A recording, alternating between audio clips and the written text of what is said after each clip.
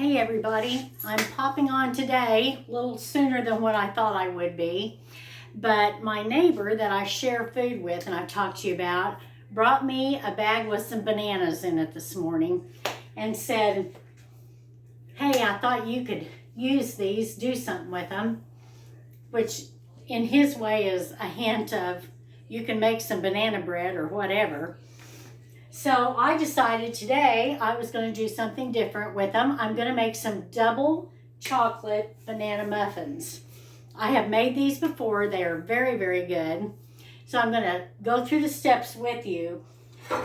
Now what I'm doing is I am doubling the recipe because I'm making a dozen for his family and I'm making a dozen to put in the freezer here. My stepson is coming from Florida to visit, and he's arriving on Sunday and going to be here for several days. So I'm going to go ahead and have some muffins in the freezer ready to pull out for breakfast. So what I'm going to start with is I'm going to have 3 cups of all-purpose flour. Now when I put this description in on my YouTube channel, the description is going to be just for 1 dozen. So it will be half of what you see me making here. But this will make 2 dozen. So I'm putting in 3 cups of flour.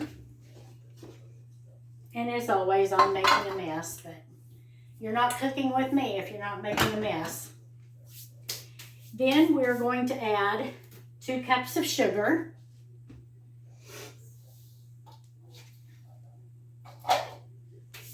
And a half a cup of baking cocoa. And here again, in this recipe, there is absolutely no ingredient that I am using that is a name brand ingredient. These are all just either Aldi's or the generic from whatever stores. I try to really watch and save money, especially with my baking supplies. Then we're going to add 2 teaspoons of baking soda, a teaspoon of salt, and a half a teaspoon of baking powder.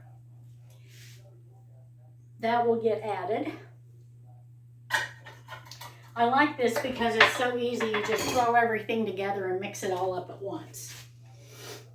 Then to this, we're going to add 3 medium bananas, but I'm adding 6 since I'm doubling this. So I'm going to put my 6 bananas in.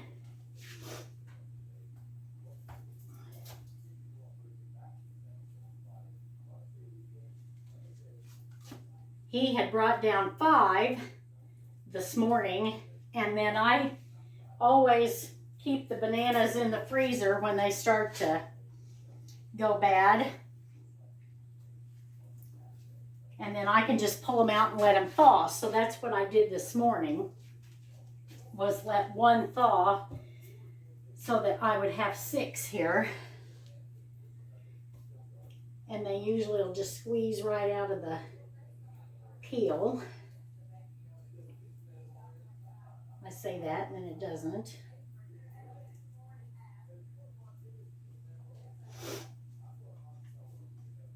Almost there. His daughter is the one that is allergic to nuts. So that's why, if you look back on my banana bread video, I was doing a loaf with no nuts in it for them.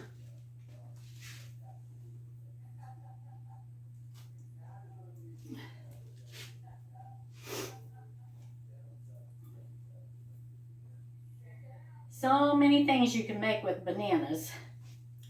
All right, so that gets our bananas in.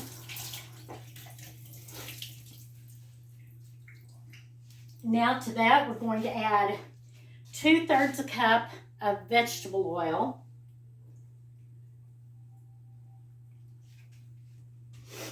And then we're going to add 2 eggs.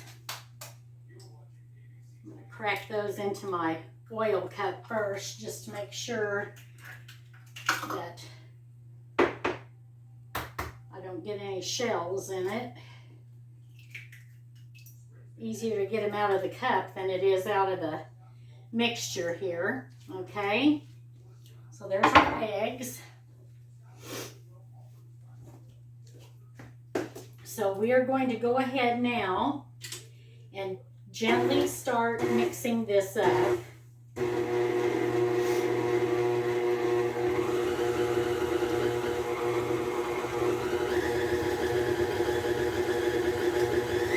you can go higher at that.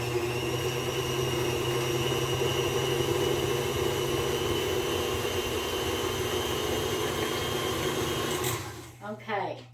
Now, when we're going to add chocolate chips. Now, when it comes to adding the chocolate chips, some people prefer to just stir them in. However, it calls for mini chocolate chips, and I don't have any of the mini size. I just have regular. So, I'm going to add in about 1.5 cups of just the regular semi-sweet chocolate chips, and I'm going to blend these with the beater so that maybe they will break them up just a little bit.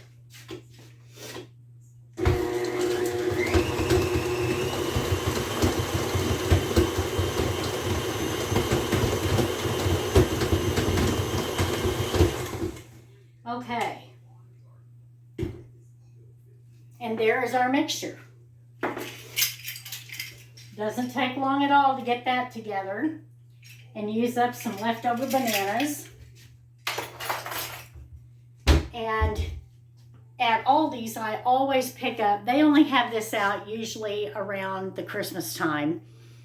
I stock up on this. I buy several cans of this to help get me through until they put it out again in the fall. This is great. It already has the flour in it for your baking. And other places have the generic version of it, so you could get by with that too.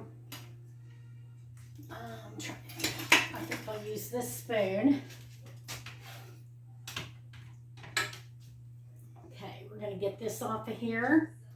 I've got my oven preheating right now to 350. And I will put these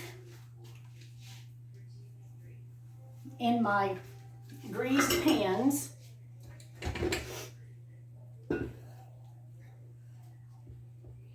Oh, about 3/4 full. I'm sure there's a better, easier way to fill up your muffin tins, but this works for me. So I'm going to go ahead and fill up these muffin tins. I should get 24 cupcakes, or 24 muffins rather, out of this. So I'm going to continue to fill up my muffin tins that I've greased. I'm going to bake these for about 20 to 25 minutes. My oven usually has them done in 20. So I'm going to go ahead and bake these.